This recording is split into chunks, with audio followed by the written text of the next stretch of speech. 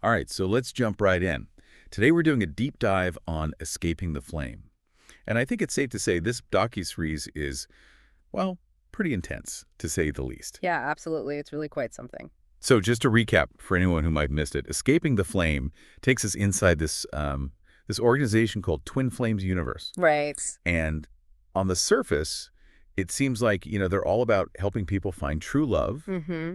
But as the series goes deeper, things get, well, pretty dark pretty quickly. We start hearing from former members who share these stories of manipulation, control, and even abuse. Some really heavy stuff. Yeah, absolutely. And what's particularly interesting, I think, from my perspective, is looking at it from the psychological angle. Yeah. Like, how do people get drawn into something like this? What makes them vulnerable to these types of tactics? Because, these are often intelligent, rational people who end up getting caught in this web. Exactly. And it all centers around this idea of twin flames. So for folks who aren't familiar, can you give us a quick breakdown of what that actually means? Sure. So the twin flame concept, it's this idea that there's this one soul out there, your other half, so to speak, Yeah. and they're split into two bodies. It's this deep destined connection, right? And the idea is that you're meant to find each other and reunite, and it's very romantic, very appealing. Yeah, totally. It definitely taps into this deep-seated human longing for that ultimate connection. Exactly.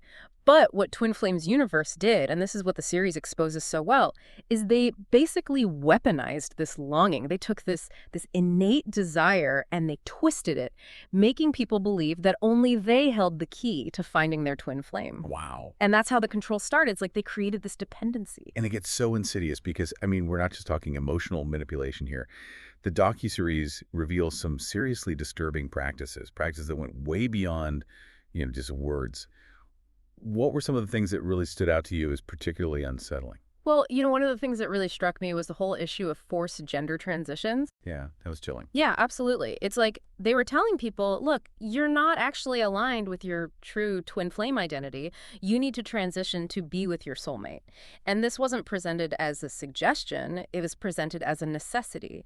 And it's so manipulative because it's preying on people's deepest insecurities, their identity, their sense of self. And then layering on this almost spiritual justification for it. Yeah. That's what makes it so much more powerful, right? Exactly. It's all tied into this idea of finding your twin flame and achieving this ultimate happiness, but it's all on their terms, under their control. And the series does a great job of showing how that unfolded. Yeah, and another thing that really struck me was the way they pressured members to isolate themselves from their families and friends, Yeah. cutting off those external ties. It's like textbook cult behavior, isn't it? It is. It's classic cult tactics. When you isolate someone, you take away their support system, their alternative viewpoints.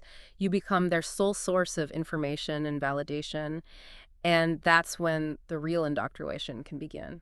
It's scary how effective that can Yeah. be, especially when someone's already feeling vulnerable or lost. Right. And it's important to remember, like we were saying before, this isn't happening to, quote unquote, weak-minded people. Ah, These are often individuals who are searching for something more in their lives, and that's what makes them susceptible.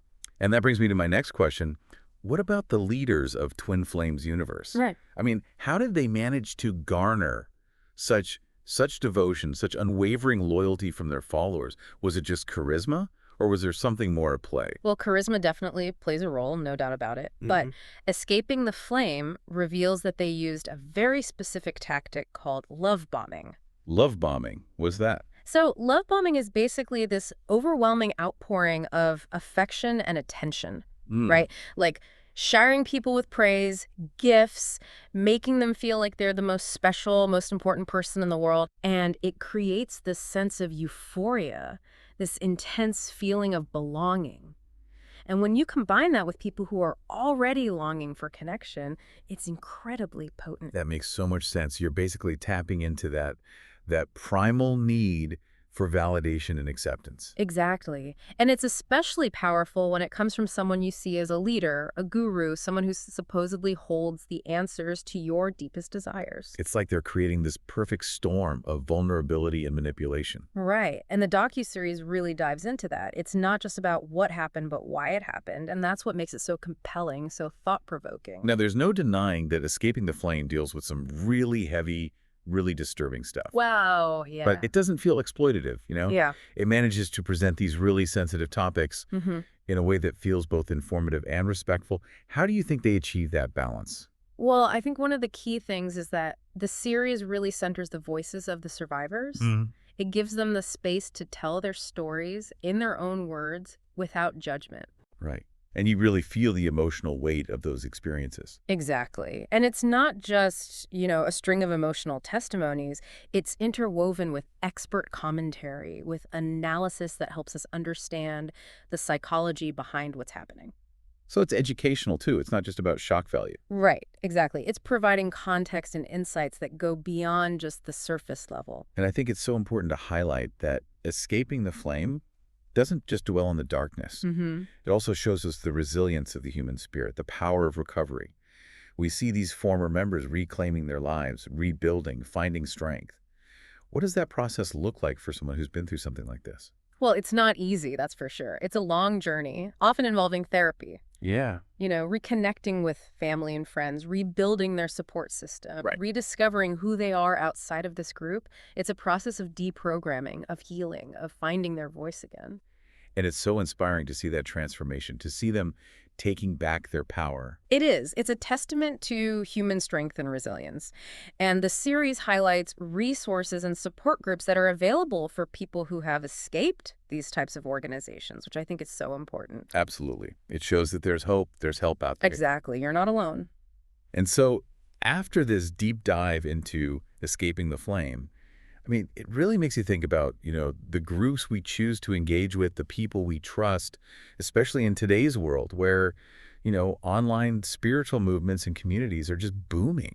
Right. I think one of the biggest takeaways from the series is the importance of skepticism, Hmm. of critical thinking, of not just blindly accepting everything you hear, Yeah. especially when someone claims to have all the answers to hold the key to your destiny. We all want love, we all want belonging, but it's crucial to be discerning about where we seek those things.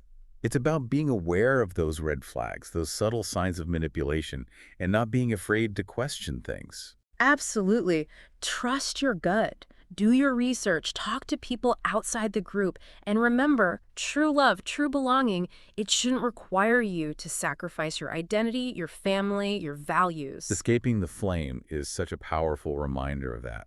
It's a cautionary tale, but it's also a story of hope, of resilience, of reclaiming your life.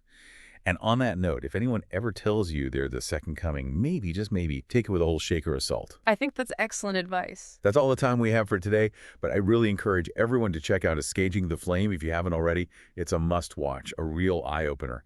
And remember, true love should empower, not control. Stay safe out there, folks, Stay safe. and keep those critical thinking caps on. Exactly.